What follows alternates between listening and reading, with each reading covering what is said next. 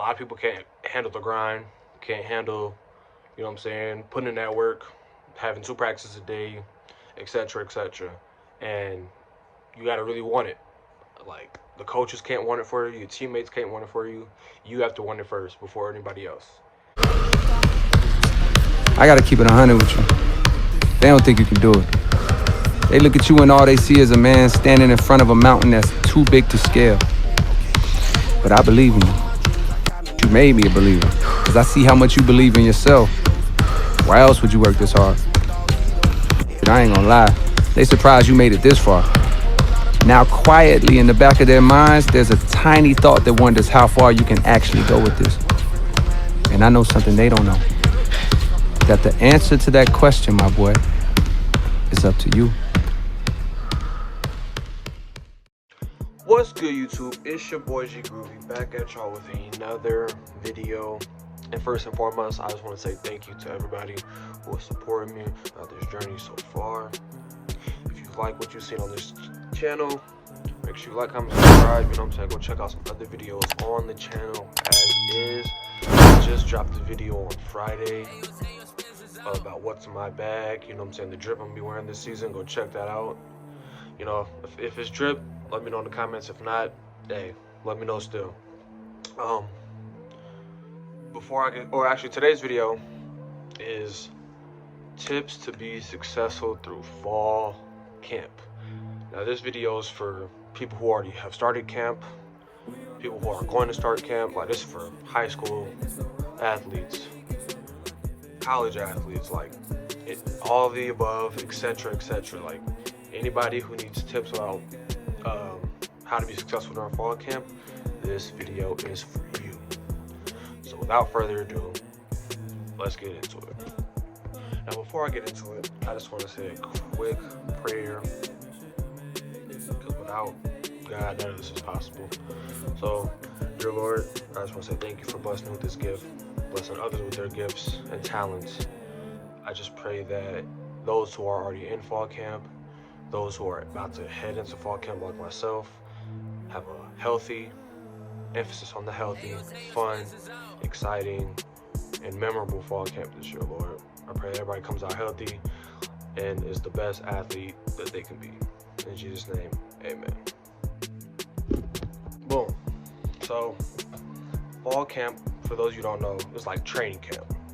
And it's very, very, very important. I'll say the first tip that I would say you should, do your best to do is staying available. Your best ability is availability. Obviously, things happen. Injuries do occur because that is just the life of sports. But availability is your best ability, because you can't play if you hurt. You can't play if you're injured. Like, it sucks because, some people want to push through it, but you gotta, in your best way, stay healthy, so you can play, make your plays, and do what you gotta do to shine on that field. Tip number 2, I would say, is don't think too much. I know, like, especially as a freshman, you could be in your head a lot. You want to be perfect. You don't want to make mistakes. But that's kind of what fall camp is about, is to learn from your mistakes, get through the playbook, get the playbook down, build camaraderie. Like, that's what fall camp is for. So you're not going to be perfect every play. Like, you need more than just your athleticism. You got to know the plays. And if you're in your head a lot, instead of just letting the game come to you, you're not going to have the most successful fall camp. Now, with that being said,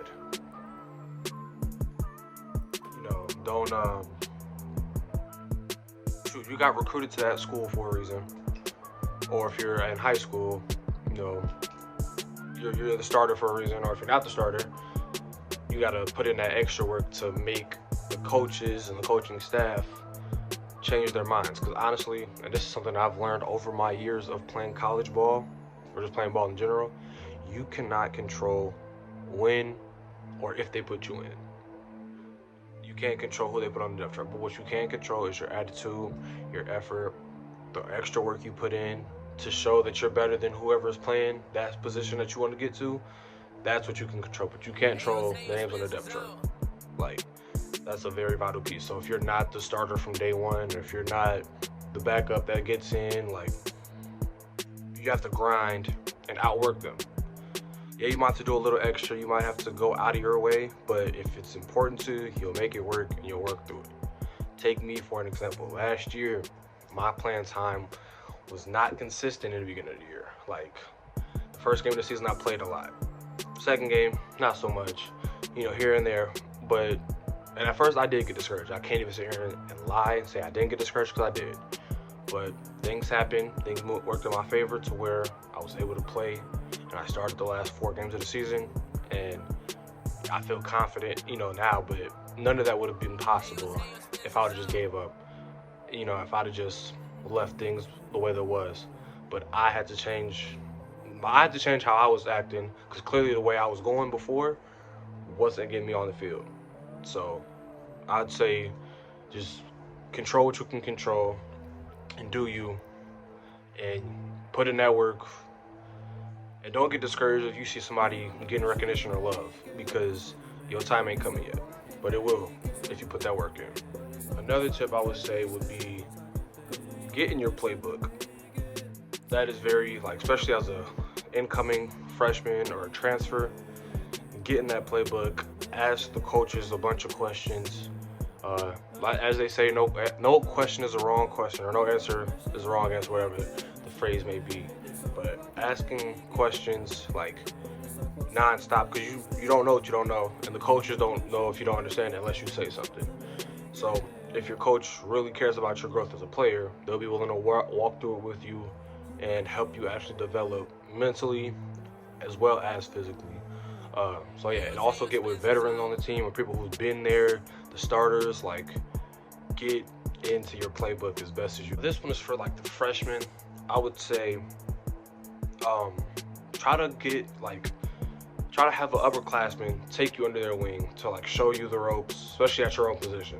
That, I feel like that's the most vital thing, is to definitely find an upperclassman to be your big bro, in a sense, you know what I'm saying? To make sure you know what it is you need to do to be successful. I remember my freshman year at CSP, before I transferred to Augsburg, a guy by the name of Gabe Nkumu, that was my guy. He took me under his wing, you know what I'm saying? Showed me what I needed to do. Things didn't work out there, but the stuff that he did teach me from that summer going into the season, and in that short time that I was there, it definitely was carried over. So I want to give a shout out to you for sure.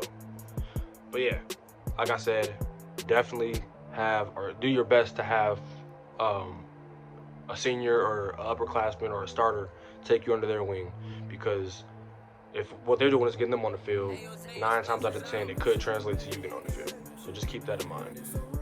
So I know in high school, special teams isn't really emphasized, but in college, I'm here to tell you that is one of the biggest ways, best ways, quickest ways to get on the field.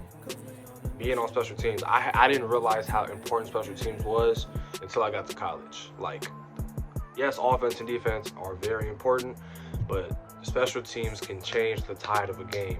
So this is to the freshmen or the transfers who are watching this, get on special teams. Be the first person to volunteer for special teams, whether it be punt, kickoff, kick return, PAT, whatever. Be the first person there to jump on that special teams team whenever they call people out. Or if you're the scout, go crazy against the starters to where hey, we should have him because he hustles, he has heart, he wants to learn, he wants to be better. That is very, very important, I would say. Because that can get you from special teams to potentially playing just because of your effort. Your effort can take you a long way. 2 things that you have to bring every day is your attitude and effort. So think about that. Another thing is fall camp is a grind. It is football all day to all night, whether it be meetings, practice, lifts, for 2 weeks straight. At least that's how it is for us. For some people or some teams, it's longer, but for us, it's 2 weeks straight football. Obviously there's other things in between, but it's a grind. So your body is going to feel it. That's the point of fall camp, is to get you season ready. So I would say take care of your body as much as you can.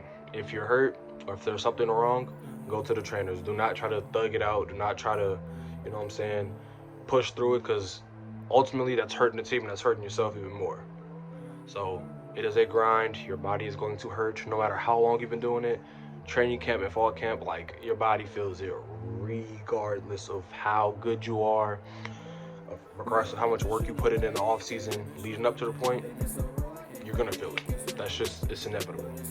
But how you prevent that, or how you work with that as a solution to when you're sore and when you're, you know what I'm saying, tired, that's really what's gonna get you through fall camp, is succeeding in making sure that your body's straight. That is, like,